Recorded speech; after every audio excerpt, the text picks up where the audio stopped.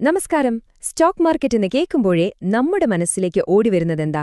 കുറേ ചാർട്ടുകൾ, ഗ്രാഫുകൾ, വില കൂടുന്നു, കുറയുന്നു, അല്ലേ?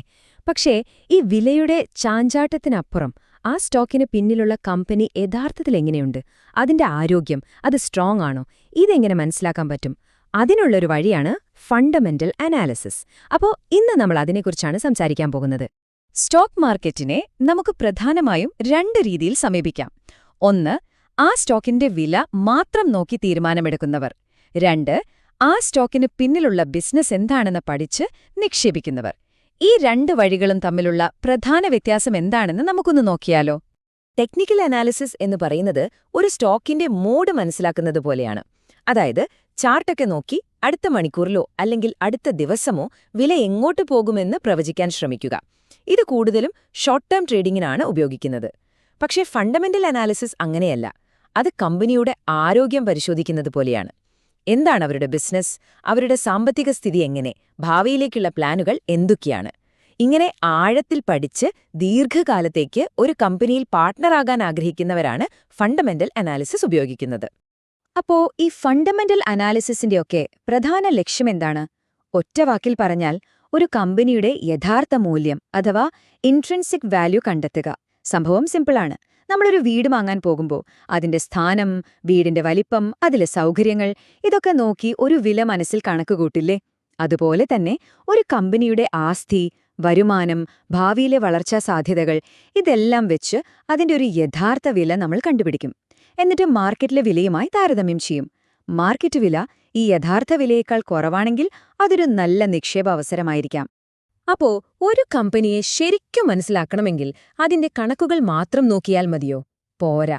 അതിനു പിന്നിൽ ഒരു കഥയുണ്ട്. ആ കഥയും നമ്മൾ അറിയണം. അതാണ് ഫണ്ടമെന്റൽ അനാലിസിസിന്റെ രണ്ട് പ്രധാന ഭാഗങ്ങൾ: കണക്കുകളും പിന്നെ കഥകളും.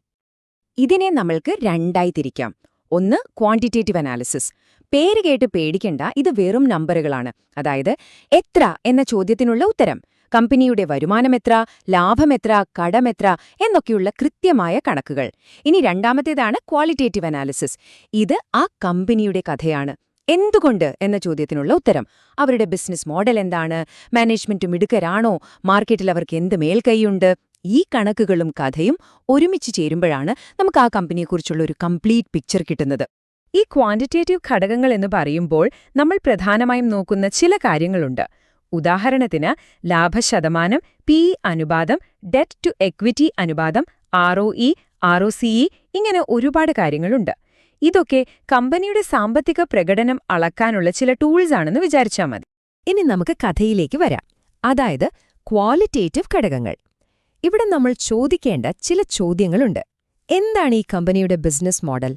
മറ്റുള്ളവരെക്കാൾ എന്ത് മേൽക്കൈ അഥവാ കോമ്പറ്റിറ്റീവ് അഡ്വാൻറ്റേജ് അവർക്കുണ്ട്?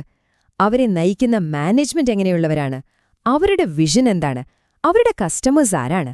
കണ്ടില്ലേ, ഈ ചോദ്യങ്ങൾക്കുള്ള ഉത്തരമാണ് ആ കമ്പനിയുടെ ഭാവിയെക്കുറിച്ച് നമുക്ക് സൂചന നൽകുന്നത്. ഓക്കെ, ഇപ്പൊ നമുക്ക് എന്തൊക്കെ നോക്കണമെന്ന് മനസ്സിലായി. കണക്കുകൾ വേണം, കഥയും വേണം. പക്ഷേ ഈ വിവരങ്ങളൊക്കെ നമുക്ക് എവിടെ നിന്ന് കിട്ടും? ഗൂഗിളിൽ സെർച്ച് ചെയ്യാം, ന്യൂസ് വായിക്കാം, അതൊക്കെ ശരി തന്നെ. എന്നാൽ ഒരു കമ്പനിയെക്കുറിച്ച് ഏറ്റവും സത്യസന്ധമായി ആധികാരികമായിട്ടുള്ള വിവരങ്ങൾ നൽകാൻ ആർക്കായിരിക്കും കഴിയുക? ഒന്നാലോചിച്ച് നോക്കൂ. വേറെ ആരുമല്ല, ആ കമ്പനിക്ക് തന്നെ. ഓരോ കമ്പനിയും അവരുടെ എല്ലാ വിവരങ്ങളും ഉൾപ്പെടുത്തിക്കൊണ്ട് ഒരു ഡോക്യുമെന്റ് എല്ലാവർക്കുമായി പുറത്തിറക്കും. അതാണ് ഏറ്റവും വിശ്വസനീയമായ ഉറവിടം. ഈ ഡോക്യുമെന്റാണ് ഏതൊരു ദീർഘകാല നിക്ഷേപകന്റെയും ഏറ്റവും വലിയ രഹസ്യായുധം. ഒരു കമ്പനിയെക്കുറിച്ച് ആഴത്തിൽ മനസ്സിലാക്കാനുള്ള താക്കോൽ ഇതിലാണ്. അതാണ് വാർഷിക റിപ്പോർട്ട് അഥവാ ദ ആനുവൽ റിപ്പോർട്ട്.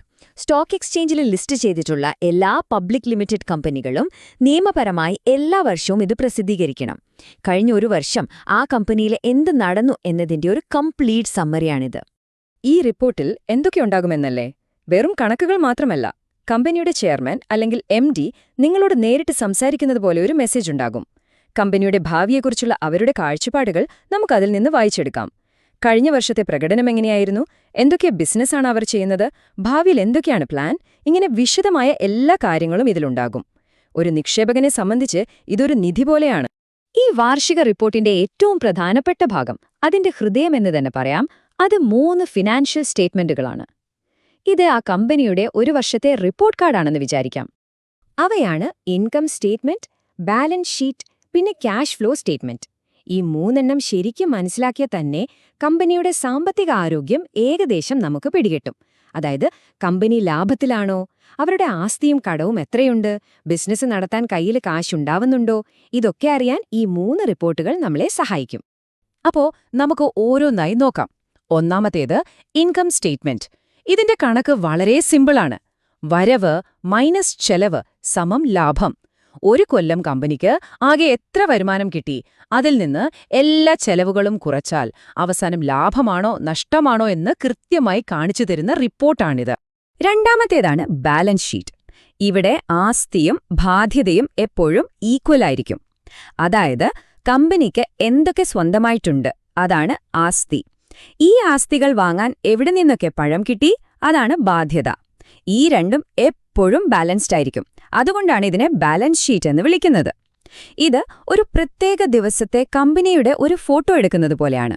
ഇനി മൂന്നാമത്തെയും വളരെ പ്രധാനപ്പെട്ടതുമായ ഒന്നാണ് ക്യാഷ് ഫ്ലോ സ്റ്റേറ്റ്മെന്റ്.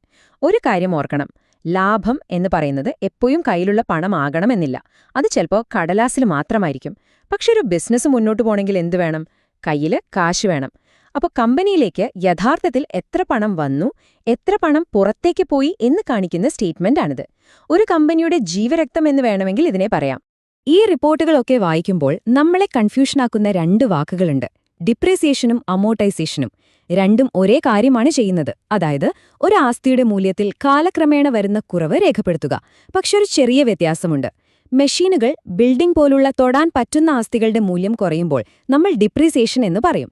എന്നാൽ പേറ്റന്റ്, കോപ്പിറൈറ്റ് പോലെ തൊടാൻ പറ്റാത്ത ആസ്തികളുടെ മൂല്യം കുറയുമ്പോഴാണ് നമ്മൾ അമോർട്ടൈസേഷൻ എന്ന് പറയുന്നത്. അത്രയുള്ളൂ സംഭവം. ശരി, ഇപ്പോൾ നമ്മൾ ഫണ്ടമെന്റൽ അനാലിസിസിന്റെ ഒരു ബേസിക് ഐഡിയ ഉണ്ടാക്കിയെടുത്തു. അപ്പോൾ ഇനി എന്ത് ചെയ്യണം? ഇതിൽ നിന്നെല്ലാം നമ്മൾ ഓർത്തിരിക്കേണ്ട ഏറ്റവും പ്രധാനപ്പെട്ട കാര്യം എന്താണ്? അത് ഇതാണ്: നമ്മളൊരു സ്റ്റോക്ക് വാങ്ങുമ്പോൾ നമ്മൾ ആ സ്ക്രീനിൽ കാണുന്ന ഒരു പേരും വിലയും മാത്രമല്ല വാങ്ങുന്നത്. നമ്മൾ യഥാർത്ഥത്തിൽ ഒരു ബിസിനസിന്റെ ഒരു ചെറിയ ഭാഗം വാങ്ങുകയാണ്. നമ്മൾ ആ ബിസിനസിന്റെ ഒരു പാർട്ട് ഓണർ അഥവാ ഭാഗിക ഉടമയാവാണ്. ഈ ഒരു ചിന്ത മനസ്സിൽ വെച്ചുകൊണ്ട് വേണം നമ്മൾ ഓരോ കമ്പനിയെയും പഠിക്കാൻ. അപ്പോഴാണ് നമ്മൾ ഒരു ട്രേഡറിൽ നിന്ന് ഒരു ഇൻവെസ്റ്ററിലേക്ക് മാറുന്നത്. അപ്പോൾ ഞാൻ നിങ്ങളോടൊരു ചോദ്യം ചോദിക്കുകയാണ്.